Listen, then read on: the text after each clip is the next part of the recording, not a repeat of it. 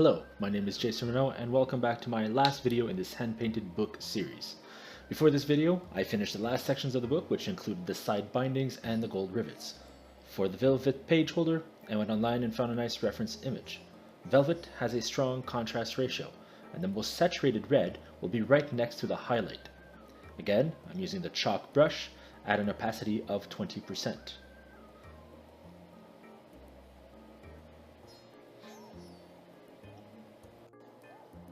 Afterwards, I wanted to add a little bit more detail to the velvet page holder, and to do so, I decided I was going to draw a small section of the pattern with these two shapes, and then applied a bevel and emboss effects to that layer. Afterwards, I duplicated the layer by holding down Ctrl and dragged my pattern a little lower. I then merged the layers by selecting both layers and pressing Ctrl and the letter E. I then pressed Ctrl plus the letter T to transform and scale the pattern down. I duplicated my layer again by holding down Ctrl and left mouse dragging my layer, and I repeated this process a couple of times until I had a nice long chain.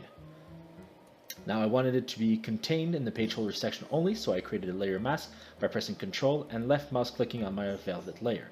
I duplicated the chain and moved it to the other side. Now, on to the pages of the book. I went online and found a nice reference of an old book. I started painting the lines, but then I decided that they were too thick, and so I lowered the size of my brush and used my mouse. If you paint one spot on your layer and then hold shift and click elsewhere in Photoshop, it will make a straight line for you. So I alternated between darker and lighter colors until I had something that looked good on my 3D model. I ended this by painting a light color over it at a very low opacity to lower the contrast, and then I painted a shadow going from the binding section following along the pages just below the top page. And here it is, the final hand-painted book. I hope you like it. I hope you have learned something. If you have any questions or comments, please leave them below. This is the first series that I've done like this. I will be doing more.